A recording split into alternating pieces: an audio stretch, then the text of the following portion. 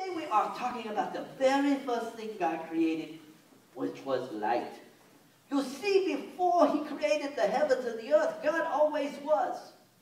He was always there. Some people have asked me, if God created me, who created God? You know, nobody ever created God.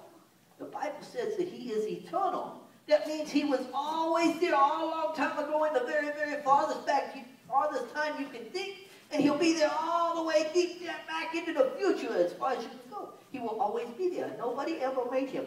And I have a wire back there. It is attacking me. Okay, well, what is that? But anyway, God made the world. The very first thing He did was say, let there be light. So tonight we're going to do a lot of science stuff with light. The first thing I want to show you is this invention right here. This is called the salt light. Everybody say salt, and light. Okay, how many of you know electricity and water do not mix? We're going to do electricity and water tonight. It might go kaboom. But we see. Actually, I have here this. I'm going to show you. We have these two electrodes. And they are hooked up to the light and to a battery. And as you can see, they light up when you touch them. So we are going to put it here, and we are going to see what happens when we fill our container with water. Who knows what will happen? Kaboom! Let's see if we get a kaboom. I love kabooms. Kaboom! Go kaboom! It does not work. Water does not conduct electricity. There is nothing in the water to let the electricity grab to and go through the water.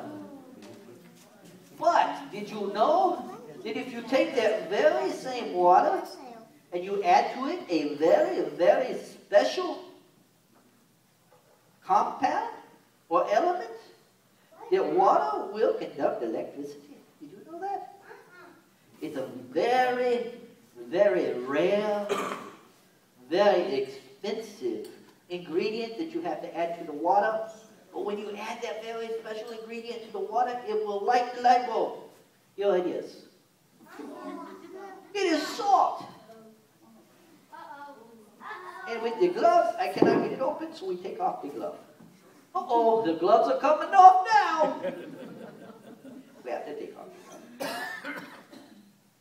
And we add the salt to the water. Uh-oh, why you say uh-oh? Y'all act like you've seen this program before. By the way, we are going to do an experiment tonight. In the last church I did it in, I did burn the church down. We need to go to the other building.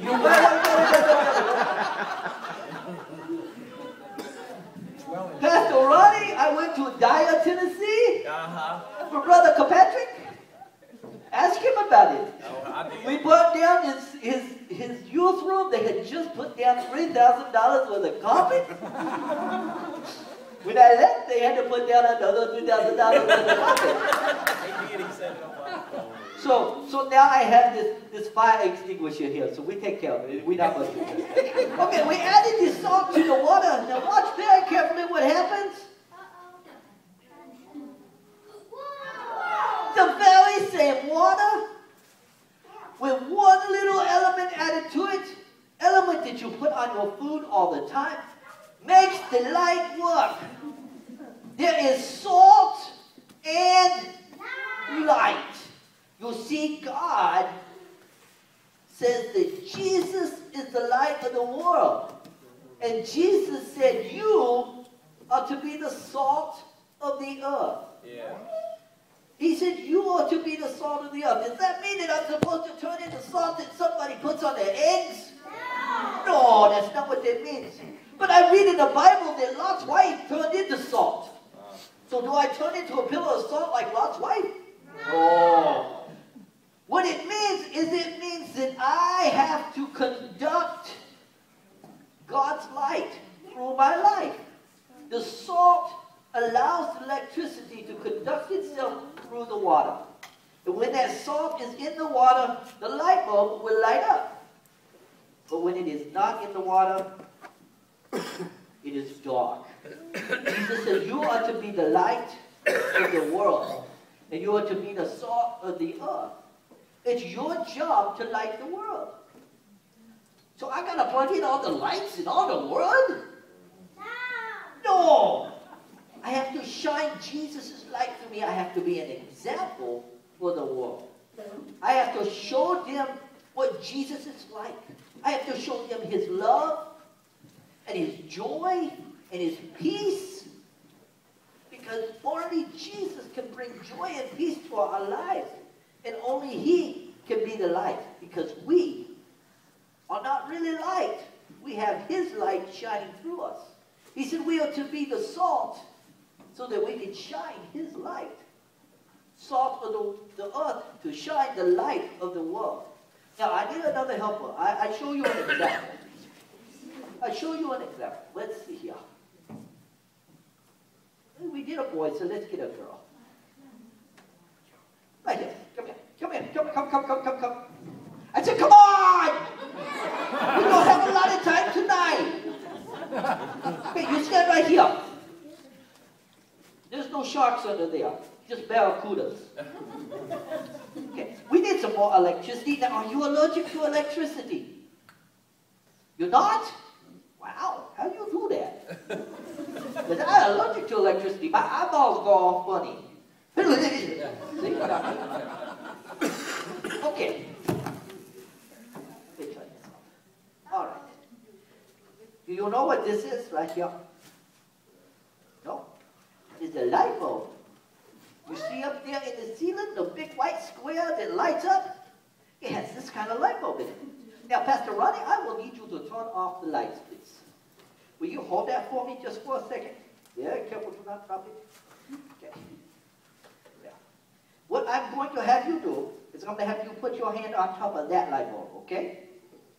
You said you aren't allergic to electricity. I promise it won't hurt much. Just a little bit. You might feel a little pinch. No, I promise it won't hurt. Put your hand right there. It's easy for me to say I have the gloves. Your whole hand over the bulb. Just like that. There you go. See, does it hurt? Not at all, does it? Tell you what, take that hand off. Put that hand off. There you go. Now you stand right there and do not take your hand off, okay? There we go. Now does it hurt? That's a whole big bunch. So, get that. Okay. What we have here is you have a power source. There are 50,000 volts of electricity going through that light bulb over your arm, and it's trying to find a way out of your body. It really is. I do not exaggerate. That is a thing called the Tesla coil. And the Tesla coil makes 50,000 volts of electricity. Now, what I'm going to do is have you hold on to this light bulb as well. Hold on to the glass and not the metal, because the metal will shock you. Okay, so do not, just hold on to the glass part. There you go. Now you can see there really is a lot of electricity. Now I'm going to let go, but you keep holding on, okay? Do not drop it. When I let go, did it get brighter? No. What happened? It got dimmer, didn't it? But when I grab a hold of it, it gets brighter.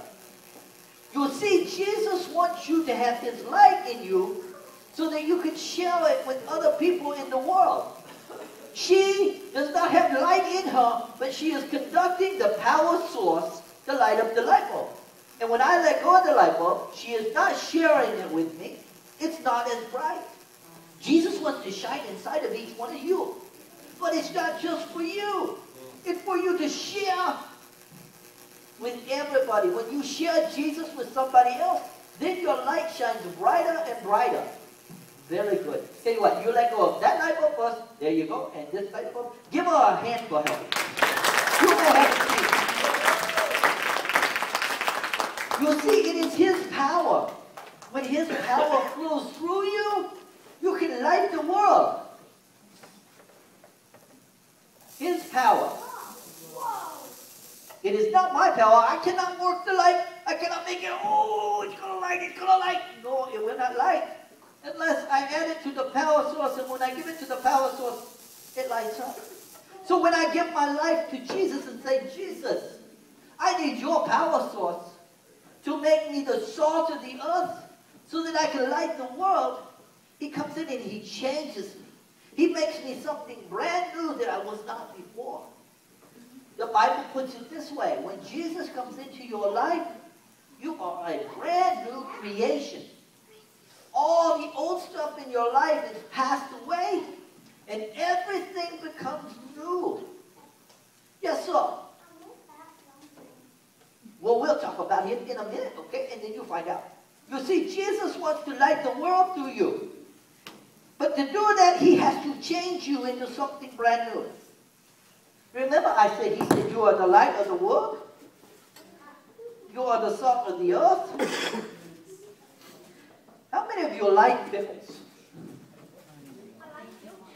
I have here a pickle. We bring it here center stage where you can see it. Now this pickle, I give it a great big new name. It's called Franken pickle. Because we put electrodes in its neck and it's going to come alive. No, it is called Franken pickle. Who knows what a pickle starts out as? What does a pickle start out as? A cucumber, that is correct. It starts out as a seed, but then it grows into a cucumber. But in order to have a pickle, I have to do something very special to the cucumber. Who knows what I do to the cucumber? What do I got to do to the cucumber? Plant it? No, it's already been planted, so it grew into a cucumber. But what makes a pickle and a cucumber not a pickle?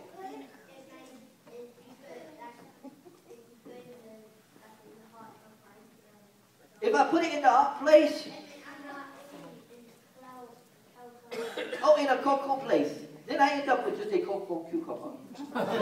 Good try though. If you put it in the hot place, you end up with a nasty, icky, rotten cucumber. So, but good try. Yes, sir. Put it in a jar and you put water in there and then you Very good. He is a smart man. You'll put it in a jar with water and salt and a few other ingredients, such as dill and other things, vinegar and stuff, and you leave it in that jar. You leave it in the jar for a long, long time. And after a while, the vinegar and the salt and the water soak into the cucumber till the cucumber is no longer a cucumber. It's now a pickle. It is changed. If I go to the store and I say, I want cucumbers, do they give me pickles? No. If I ask for pickles, do they give me cucumbers? No. So you will agree with me that a cucumber and a pickle are two totally different things? Yes. They are totally different. They start out as the same, but they become something brand new. Totally changed. No longer the same. When Jesus comes into your life, he takes away all the bad stuff we've ever done. He calls that bad stuff sin. You see, sin is disobeyed. How many of you ever disobeyed? You know what? Some of us have to raise both hands. We've all disobeyed sometime or another. When we disobey God, that's sin. When we disobey mom and dad, that's sin because we're still disobeying God. And when we do the things that God asks us not to do, or don't do the things that God tells us to do, that stuff gets in our lives and it's like a cancer and it will destroy us. But God says, I want to change you into something brand new. So our cucumber up here, which has been changed to a pickle, has the characteristics of our water that lit the light bulb. And what caused the water to light the light bulb? The salt, that is correct. So, we have the pickle. We have the electricity to the pickle. Watch this.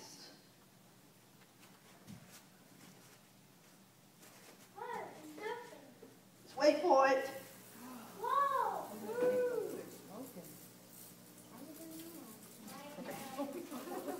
Does the pickle light up? What makes the pickle light up? The electricity?